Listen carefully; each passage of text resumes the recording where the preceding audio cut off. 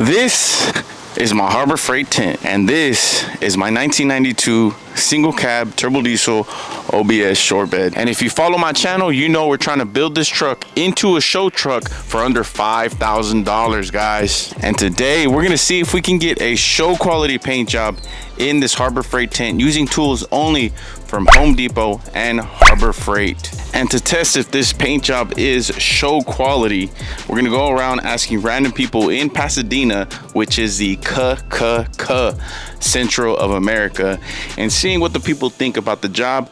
We're gonna tell them that it's from a professional paint shop around Houston. We're gonna tell them how much we paid for it, and we're gonna ask them to scale it on a 1 to 10, and if they think I got my money's worth when it comes to the paint job, guys. Do you think it's like a show quality paint job or just like a regular basic ass paint job? I wouldn't say show quality, bro, but it looks good. So with that being said, guys, let's get into the first step of this paint job by taking this truck apart as much as you can. And the reason you want to do that is because when you don't have a paint booth, you don't have room and you don't have proper ventilation, guys. So it's just better to focus on one panel at a time when you're shooting paint. And also for me, it just makes the whole blocking a lot easier when it's off the truck. The panels are easier to handle. And here's a really good way to take the bed off. If you're like me, if you're all alone, get something with some wheels on it. I got my Milwaukee pack out box down there, and just put it on there and roll it off, guys. And that's how you take a bed off by yourself.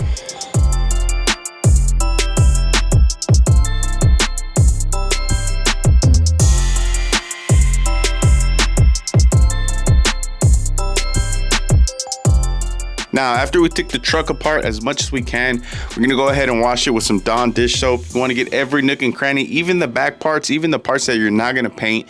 You wanna clean those areas because when you're shooting your paint and you put pressure, air pressure all over the panel, there may be some hidden dirt in those crevices that'll pop up and show up on your paint job, guys. So be as clean as possible, especially when we're shooting in a Harbor Freight tent.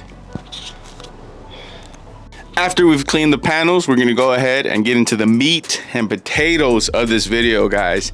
It's all about the blocking when it comes to a paint job. So we're gonna spend a lot of time here just explaining what type of blocks I use, how to use them, and how to get a super clean finish, guys. You can shoot the best paint, but if your body work isn't done right, then it's gonna look like crap.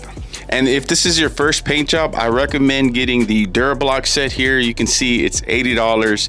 I got this at the paint store. This is actually the only tool that I didn't get from Home Depot or Harbor Freight, guys. So it's worth the investment because, like I said, this is the most important part of the paint job, guys. So you can see here we've got different blocks, different shapes, different sizes. This package was already open, but I just wanted to show you how it comes in the package. But yeah, guys, we've got everything we need in this box. Now let's talk about how to choose the blocks and when to use each and every one. But before we get to sanding, guys, we need to talk about guide coat. Guide coat is a black carbon fiber used to illustrate where your low and high spots are on the panel, guys. Let me give you a quick illustration on how it works. So for the sake of this demonstration, guys, I'm gonna take this hammer, go ahead and make a dent. Then we're gonna take our guide coat, rub it all over the place. Then we're gonna take our block and start sanding this, and it's gonna illustrate where our low and high spots are.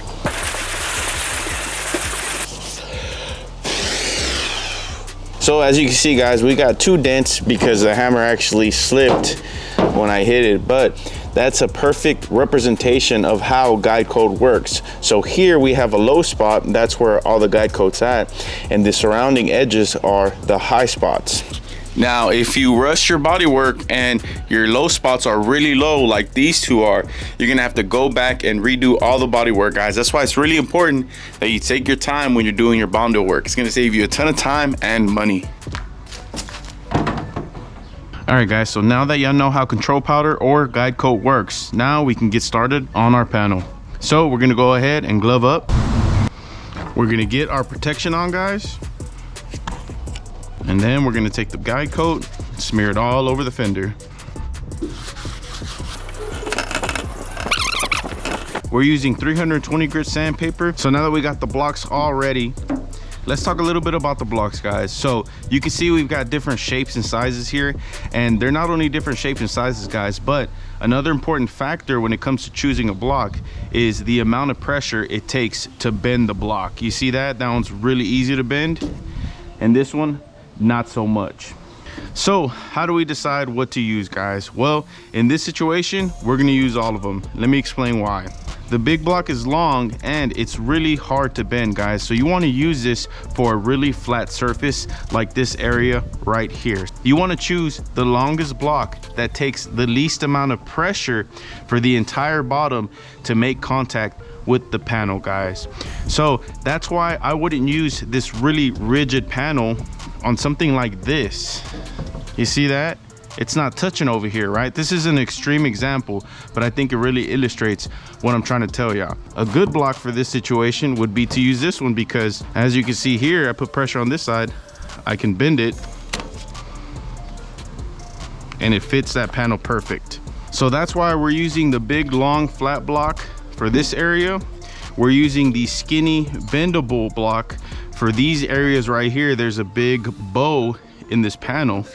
I'm gonna use this smaller block for these areas right here because it's flexible and it's small, it fits the panel. And then for this one, the squishy one that turns any way, I'm gonna use that for areas like this where the blocks can't really fit. One thing you need to remember is it's all about the touch, guys. You're not gonna wanna come in here and put a bunch of pressure on each side. You can see this panel is just sitting on the table because I'm not gonna put a ton of pressure in order to move it. It's gonna be a very light touch, and that's how you get an extremely glass-like finish, guys. You let the block do the work. Don't try to speed things up and put a bunch of pressure on there. Always let the block do the work.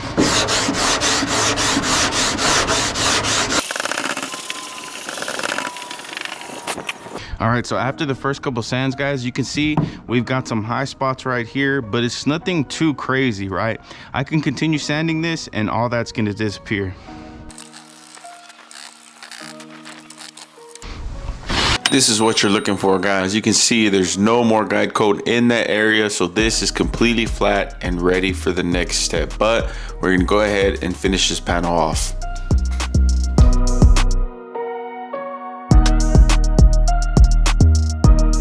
Make sure you periodically clean your sandpaper off, guys. It gets gumped up with that high build primer that we're using, so clean it off every once in a while and it'll make your sandpaper last a lot longer.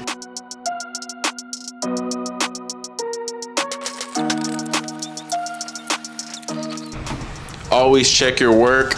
You'll get better at this, guys. You'll get better at detecting dents, low and high spots. So keep checking your work with your hand throughout the entire process. And here I'm using the skinny block to get in here. It's perfect for this little area.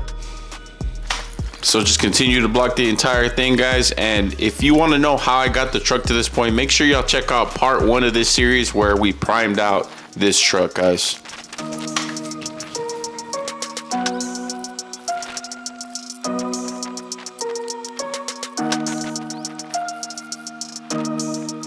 All right, guys, as you can see, we're finally done with only one burn through. That means that my body work was really, really good on this panel, guys. We didn't have a lot of burn throughs. We had another one over here on the edges. You want to be careful with the edges, guys, because they're really easy to cut through.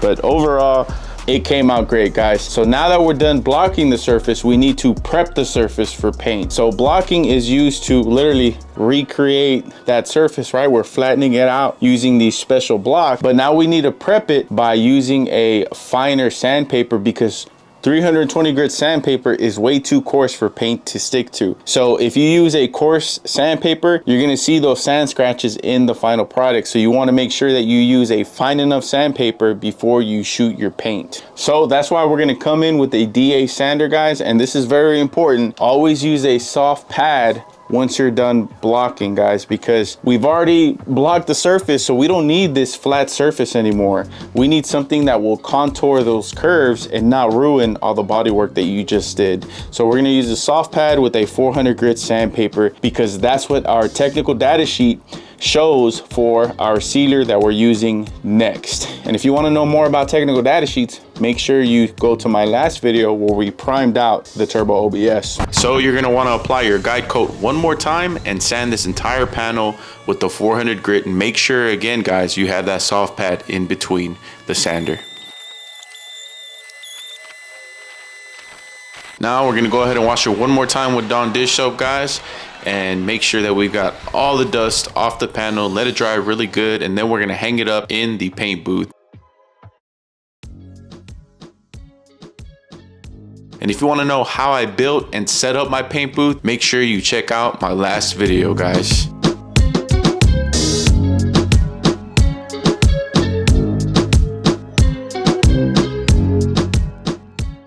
All right guys, we're all set up. We got them hanging with the metal tie wraps. These are concrete tie offs. They work really good for this. They're really strong. Now that the panels are ready, guys, look, we do have some burn throughs right here. And let me tell you how to take care of those. You want to get some 1K etch primer. Okay, and this is gonna help the paint stick to those small bare metal areas, okay? So little burn throughs like that are just fine. But if you have a big burn through, I would say greater than ½ an inch, you're gonna have to go back and throw some high build primer. But for little burn throughs like this, we're just gonna take some etch primer and just lightly coat them. And that's it, that's ready for paint. Don't overdo it with this. That one's kind of pushing the boundaries a little bit, but it'll work.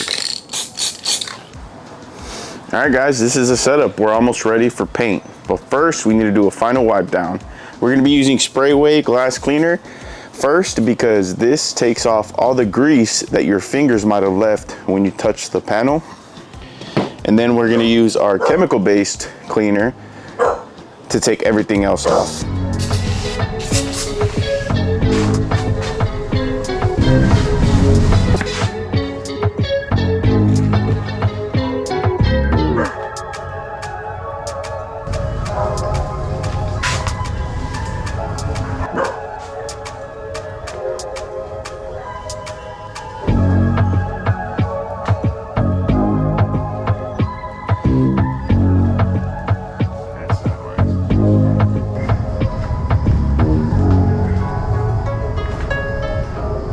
As soon as I sprayed that waxy grease remover, I knew something was wrong, guys. So turns out I left the canister out in the rain and water got in it, and I could automatically tell waxy grease remover evaporates very quickly on the panel, and I could just tell that it was piling up way too much. So went ahead and swapped out the canister and got it fixed. All right, so I'm gonna be using the Nason Select Seal. We're just giving it a quick stir before we pour it into our cup. I recommend getting this universal system from Harbor Freight, guys, because it makes things a lot easier. You don't have to be cleaning a cup. You can just throw these liners away, and it helps you measure.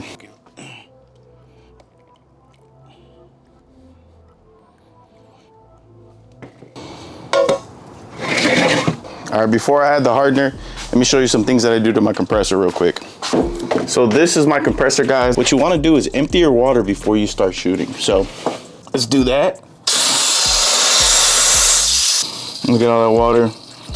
And then I have another water filter over here. That one's dry, so that's a good sign, guys. Make sure it's turned on. Pressure's good. And we ran that red line to our filtration system. And we're gonna take our line to the paint booth. And I'm gonna set it right here for right now. All right, so now let's set up our paint gun, guys. So this is it. Obviously, if you watch my channel, you know we do everything on a budget. So we're using the Harbor Freight paint gun, guys. Don't be fooled though, guys. This is a really good gun, and this thing has made me a lot of money. So here at the bottom, we've got our pressure control. We're gonna open this up all the way because we already have a better air regulator down here. Now this one controls how far you can pull back the trigger and how much paint is being shot out. To adjust this one, you want to open it up all the way. You want to pull the trigger and continue screwing until you feel pressure against the trigger. And this top one is our fan control. You want this one completely wide open as well. So I always start off wide open, and if I need to make adjustments, I just make them like right there on the spot. But this is usually how I run the gun, guys. So everything completely wide open. For sealer, we're gonna be shooting at 25 PSI. Base coat, we're gonna be shooting at 25 PSI. And then once we get to clear coat, I'm gonna play with the numbers a little bit, but we're probably gonna bump that up to 27, maybe 28 PSI, guys. All right, so let's get it.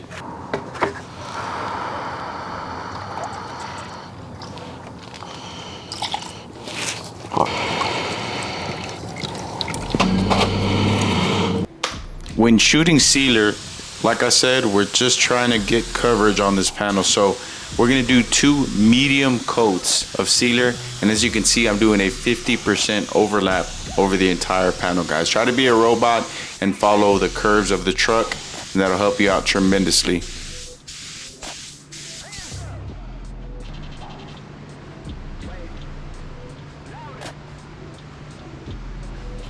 All right, so we just shot that first coat of sealer, and I think I got really good coverage, but I'm gonna go ahead and shoot one more, but we're gonna let this flash off for 5 minutes, which basically means let it dry for 5 minutes.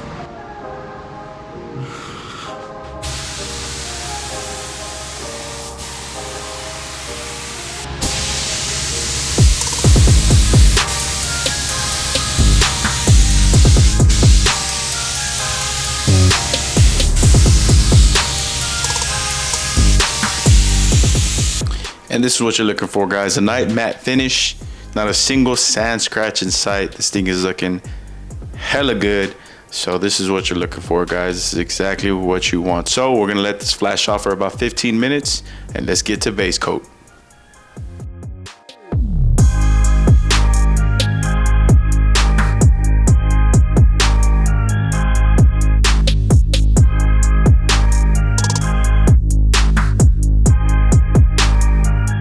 Going forward, you want a tack cloth in between each coat, guys. A tack cloth is a special cloth used to pick up any dust and debris off the panel, and it's very important when you're shooting in a Harbor Freight tank, guys. So here, I'm taking care of all the areas that you can't see once the truck is put together. That way we can focus on this main area of the panel, guys. So it saves a lot of paint, and in the back of your mind, you don't have to worry about those areas. Just get them done with. That way you can really focus on this 50% overlap, and we're doing I think about 5 coats, or until you have proper coverage, guys.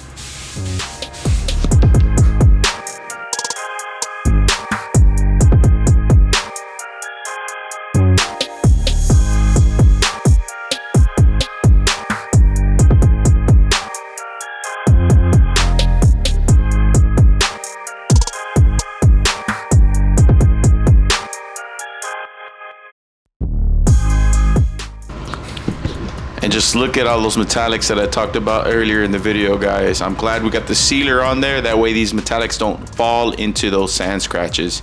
And this is a first pass. You could still see a little black in between. So we're gonna go ahead and come back and do about 3 more coats.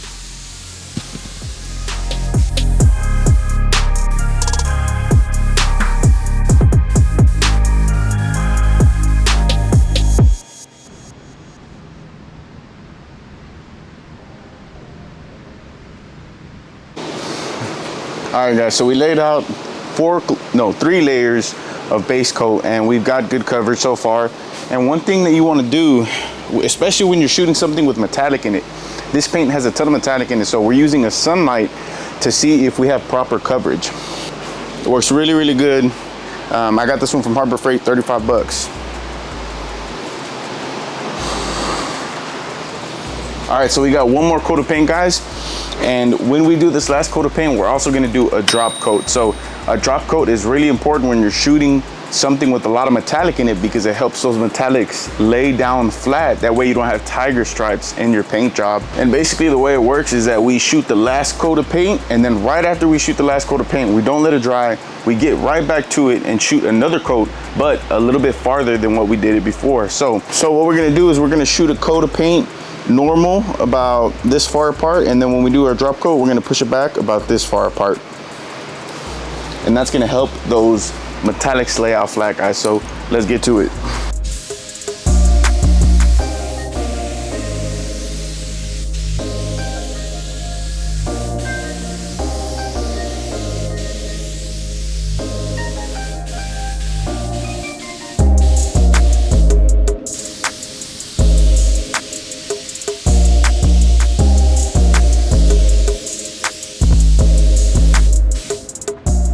Once you're done shooting your drop coat, you want to turn off the lights and check with the sunlight, guys. This is really going to help amplify that light and show any imperfections in the paint. So we're gonna let everything dry. We got really good coverage, guys. I have a they call this a shootout card. It's a little dirty right now, but just to make sure you got the proper coverage, you want to make sure that everything matches up with this, and you want to use the sunlight when you're checking too. But everything looks good, guys. Really happy with how they came out, really happy with my body work. Now we got to let this dry for at least 30 minutes, guys.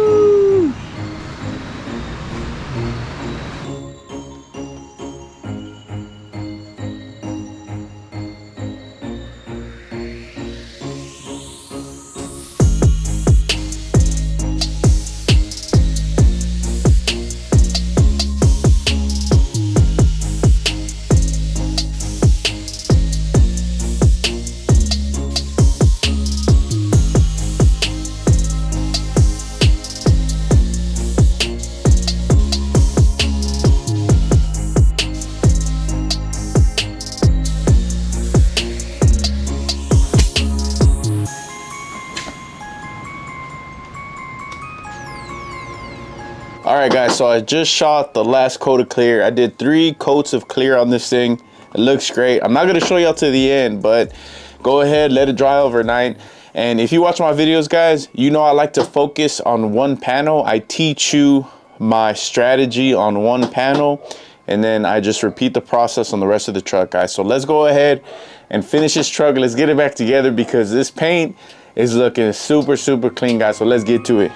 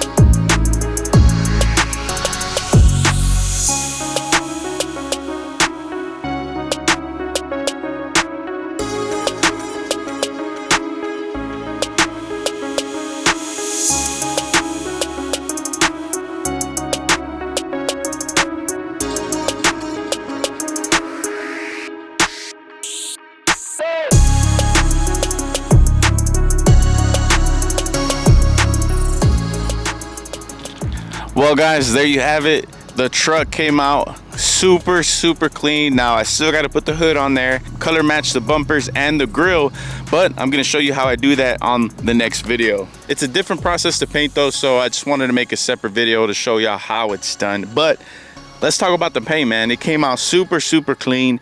My body work is immaculate. I don't think I see a single dent or problem area on this truck, and I couldn't say that a year ago. The color's a bronze metallic. It looks brown in the shade, but once you put sun on it, man, it gets this gold flaky look to it. It is absolutely amazing, and as soon as I saw this color, I knew I had to have it for my personal truck.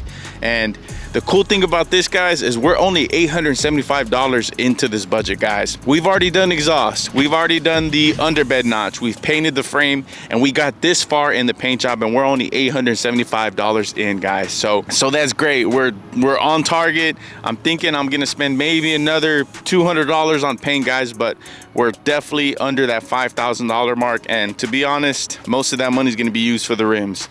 Let me know down in the comments what rims I should put on this thing with the paint that I have. And the cool thing about this, guys, is that y'all have the ability to do this. A year ago, I didn't know how to paint. I didn't know where to start, what compressor to buy, what gun to buy, but I went out there, I tried, I failed until I got the results that I wanted, guys. And you can too. This isn't easy. You're not gonna get it this clean the first time. It's crazy to say that I've only been doing this for a year. This is my second full paint job, and it's come out this clean. But trust me, guys, just take your time, be patient, and you will get here. I promise you that. And the crazy thing about it, guys, is we did this in a Harbor Freight tent, guys. I didn't have concrete, I didn't have a garage. We did this out in the backyard, in the grass, in a Harbor Freight tent, which is insane. So I don't want to hear any excuses, guys. Y'all got this. But that's just about it, guys. I'll see y'all in the next one where I show you how to paint the front end, the bumpers. We're gonna color match everything on this truck. I'm gonna put new mirrors on it. We'll probably drop it in the next video too. We're doing 5.7. We're not messing around here. We're doing some real shit to this truck, guys. So it's gonna be clean. And thanks for joining me. Thanks for sticking this far into the video, and I'll see y'all on the next one.